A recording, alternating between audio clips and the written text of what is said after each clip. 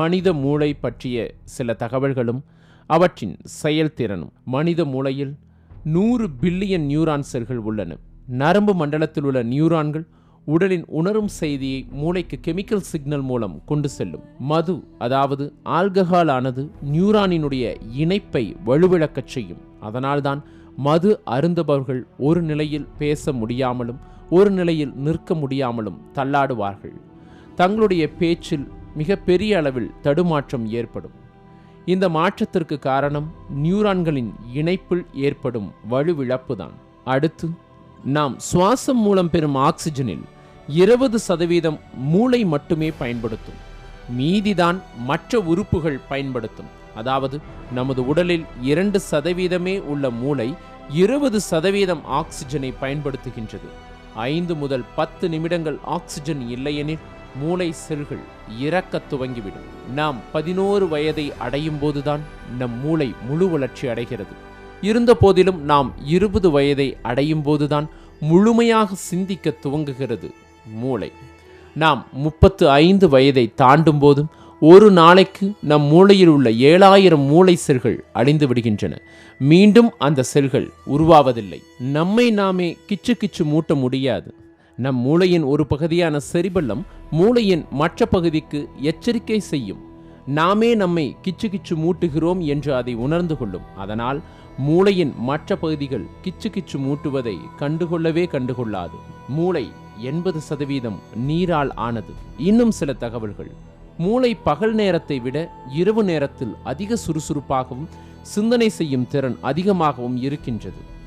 அதிக ஸ்ட்ரெஸ் மூளையின் ஞாபக திறனையும் கற்றுக்கொள்ளும் திறனையும் குறைத்துவிடும். நம் உடலில் உள்ள மொத்த இரத்தத்தில் 20% மூளைக்கு மட்டுமே தேவையா? மூளைக்கு மூளையின் வலியை உணர முடியாது. மூளையின் வலியை உணர மூளைக்கு அந்த இணைப்பே கிடையாது. எனவேதான் மூளை அறுவை சிகிச்சை செய்யும் பொழுதும் நோயாளி விழித்து கொண்டே இருப்பார்கள். மூளையில் இருந்து வரும் செய்திகள் நியூரான்களுக்கு இடையே செல்லும் வேகம் ஒரு வினாடியில் 1000ல் 1 பங்கு ஆகும். அந்த அளவிற்கு வேகமாக அது தகவல்களை பரப்பும். ஒவ்வொரு முறையும் நாம் ஞாபகப்படுத்த நினைக்கும் செய்திகள் அல்லது சிந்தனை செய்யும் நிகழ்வுகளை 2 அல்லது அதற்கு மேற்பட்ட மூளை செல்கள் ஒன்றிணைந்து சேமித்து வைத்துக் கொள்ளும். நாம் விழித்து கொண்டிருக்கும் பொழுதும் நமது மூளை உருவாக்கும் மின்சாரத்தின் அளவு 25 வாட்ஸ். இதன் மூலம் ஒரு பல்பை எரிய வைக்க முடியும். ரோலர் கோஸ்டரில் விளையாடும் போது மூளையில் இரத்தம் கட்டிக்கொள்ள வாய்ப்புகள் அதிகம். அதனால் சற்று கவனத்துடன் விளையாட வேண்டும். இப்படி பல தகவல்கள் மூளை சார்ந்து நமக்கு அறிவியல் நமக்கு கற்பித்து கொடுத்து கொண்டிருக்கின்றது. மூளை பல அரிய பொக்கிஷங்களையும் அறிய முடியாத பல அற்புதங்களையும் காலகாலமாக தாங்கி நிற்கிறது.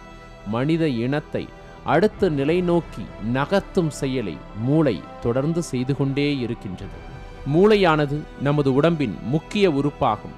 நரம்பு மண்டலத்தின் மைய உறுப்பாகவும் அது திகழ்கிறது. சிந்தனைக்கும் செயலிற்கும் அடிப்படையாக அமைவது மூளையே ஆகும். அதன் முக்கியத்துவத்தை கருத்திற்கொண்டு படைத்தவன் அதனை எளிதில் செதிவுறா வண்ணம் கபால குழியில் மிக பாதுகாப்புடன் பத்திரமாக வைத்துள்ளான்.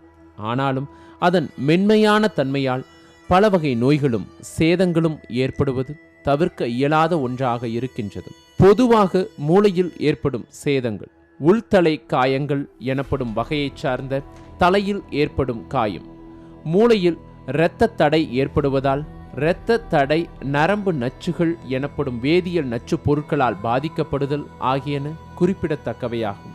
மூளை தொற்று நோய்களால் பாதிக்கப்படுவது மிக அரிதானது. ஏனெனில் இரத்த மண்டலத்தில் கலந்து உடல் உறுப்புகளை தாக்கக்கூடிய பெரும்பாலான பாக்டீரியா கிருமிகளை மனித மூளையில் குருதி மூளை வேலி என்ற அமைப்பு வடிகட்டி விடுவதன் மூலம் மூளை தொற்றுநோய் நுண்ணுயிர்களிலிருந்து பெரும்பாலும் பாதுகாக்கப்படுகிறது. இருப்பினும் மூளை பாக்டீரியாவால் அரிதாக தாக்கப்படும் போதும் எதிர்ப்பொருள் மூலம் சிகிச்சை அளிப்பது மிக கடினமான ஒன்றாக மாறிவிடுகின்றது. ஏனெனில் இதே குருதி மூளை வேலி அமைப்பு நோய் எதிர்ப்பு மருந்துகளையும் தடுத்து நிறுத்தி விடுவதே இதற்கு காரணமாகும். மனித மூளை மனித நரம்பு மண்டலத்தின் தலைமையானதாகும். மனித உறுப்புகளில் சிக்கலானதும் ஆகும். மனித மூளை விழிப்புணர்வு இன்றியும் நிகழும் இச்சையின்றிய செயற்பாடுகளான மூச்சு விடுதல், செரிமானம், இதய துடிப்பு, கொட்டாவி போன்ற செயற்பாடுகளையும் விழிப்புணர்வுடன் நிகழும் சிந்தனை புரிதல் போன்ற சிக்கலான உயர்நிலை செயல்பாடுகளையும் இது கட்டுப்படுத்துகின்றது. மற்ற எல்லா உயிர்களையும் விட இத்தகைய சிக்கலான உயர்நிலை செயற்பாடுகளை சிறப்பாக கையாளும் திறனை மனித மூளை பெற்றிருக்கின்றது. மூளையினுடைய பணிகள், மூளையின் முக்கியமான பணிகளாக நாம் 3ஐ கொள்ளலாம்.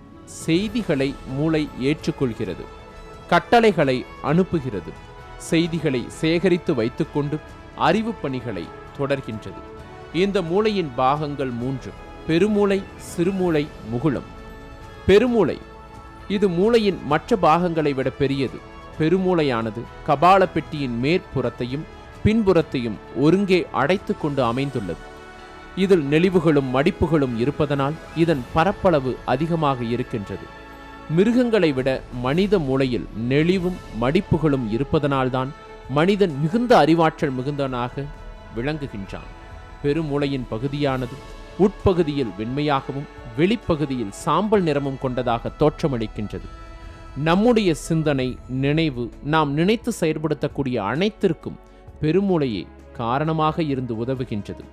முக்கியமான ஐம்பொறிகளான கண், காது, மூக்கு, வாய், தோல் என்பவற்றிலிருந்து வருகின்ற நரம்புகள் நேரடியாகவோ தண்டுவடத்தின் ஊடாகவோ பெருமூளையுடன் இணைக்கப்பட்டுள்ளன. பார்வை நரம்புகள் பெருமூளையின் பின்புறத்திலும், சுவை, வாசனை, ஒளி அறியும் நரம்புகள் இதன் பக்கவாட்டிலும் அமைந்திருக்கின்றன. சிறுமூளை முகுளத்திற்கு பின்புறமாக பெருமூளைக்கு கீழே கபாலத்தின் அடிப்பகுதியில் சிறுமூளை அமைந்திருக்கின்றது. இது 3 பிரிவுகளை உடையது. சிறுமூளையின் மேற்பரப்பில் பல மேடு பள்ளங்கள் இருக்கின்றன. மூளையின் மற்றைய பகுதிகளுடன் நரம்பு இழைகள் மூலம் சிறுமூளை தொடர்பு கொண்டுள்ளது. உடல் உறுப்புகளும் தசைகளும் அசைந்து இயங்குகிற ஒருங்கிணைப்பு, அவற்றின் தெளிவான பண்பு, எளிதான லகுவான இயக்கம் ஆகியவற்றிற்கு சிறுமூளையே பொறுப்பு. தேகம் இயங்குகிற சமநிலையை இது பாதுகாக்கின்றது. மிக மிக சிக்கலான பல அரிய தகவல்களை தன்னகத்தே வைத்து கொண்டுள்ளது மூளை. பல அறிவியல் ஆராய்ச்சிகளுக்கும் அப்பாற்பட்ட தகவல்களை தன்னுள்ளே வைத்துள்ளது மூளை. இந்த மூளைதான் மனித இனத்தின் இயக்கத்தையே நிர்ணயிக்கின்றது.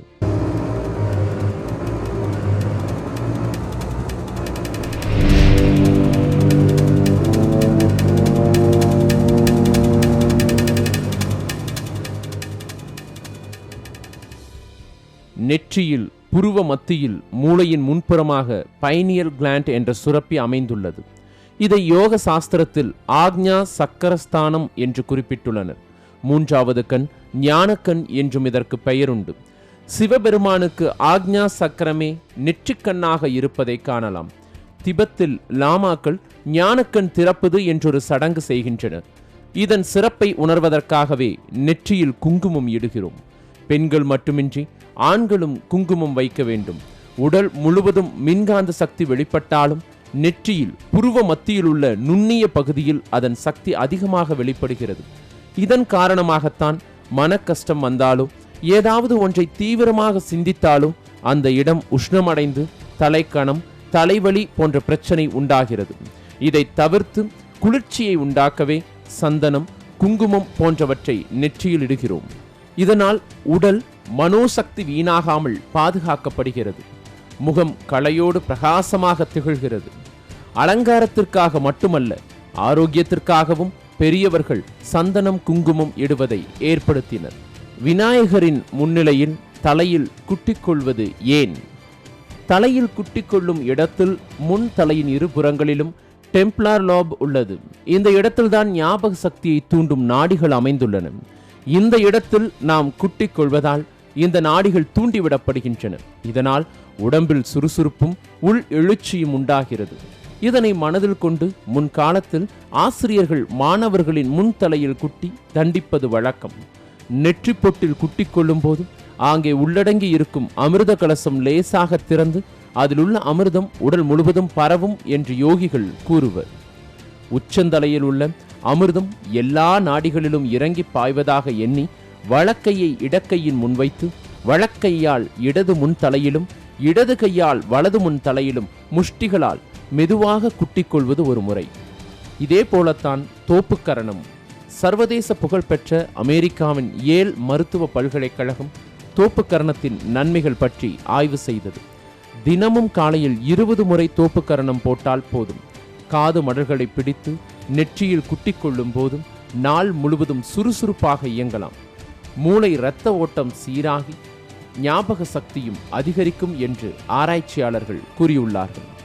இதனால்தான் தோப்புக்கரணம் பள்ளிகளில் நம் முன்னோர்களால் நடைமுறைப்படுத்தப்பட்டு இருக்கலாம் என்று தோன்றுகிறது. படிக்காத மாணவர்கள் தோப்புக்கரண முறையால் தண்டிக்கப்படுவதன் மூலம் அவர்களது அறிவுத்திறன் அதிகரிக்க வழியும் காண்பிக்கப்படுகிறது. வடக்கு பக்கம் தலை வைத்து ஏன் படுக்கக்கூடாது? இந்த கேள்விக்கு அறிவியல் ஒரு விடையை கண்டுபிடித்து கூறியுள்ளது. பூமியின் வடதென் திசையில் உள்ள காந்தப்புலம் வடக்கே தலை வைத்து படுக்கும் பொழுது மூளை நுண்குழாய்களின் மூலம் இரத்த ஓட்டம் மற்றும் மூளை செல்களின் செயல்பாட்டை பாதிக்கும் என்று கூறுகிறது இன்றைய ஆய்வு முடிவு. இதனால் மன அமைதியின்மை மற்றும் ஒரு நிம்மதியற்ற தூக்கம் ஏற்படும். எனவே வடக்கு பக்கம் தலை வைத்து படுக்கக்கூடாது என்று இன்றைய விஞ்ஞானிகள் கூறுகின்றனர். மனித இனத்தினுடைய வளர்ச்சிக்கும் சரி வீழ்ச்சிக்கும் சரி அவனுடைய சிந்தனைகளும் அவனுடைய கண்டுபிடிப்புகளும் காரணமாக இருக்கு. நிறைய கண்டுபிடிப்புகள் மனித இனத்தினுடைய வளர்ச்சிக்கு மிக முக்கியமான ஒன்றா இருந்திருக்கு. அதே போலதான் நிறைய கண்டுபிடிப்புகள் மனித இன வீழ்ச்சிக்கும் காரணமாக இருக்குது. ஆக்கப்பூர்வமான சிந்தனைகள் கொண்ட புதிய புதிய கண்டுபிடிப்புகள் வளரணும்.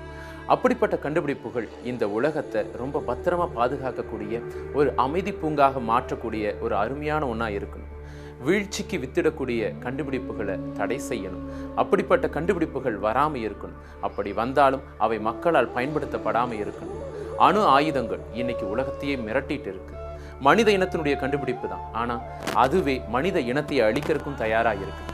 நல்ல கண்டுபிடிப்புகள் வரவேற்கப்படுகின்றன. அப்படிப்பட்ட கண்டுபிடிப்புகளால் இந்த பூமி ஒரு புதிய பூமியாக மாறணும், அமைதியான பூமியாக மாறணும். நல்ல மாற்றங்களை எதிர்நோக்கி காத்திருப்போம். நம்முடைய தேடல் தொடரும். இது 8ஆம் அறிவு. நன்றி.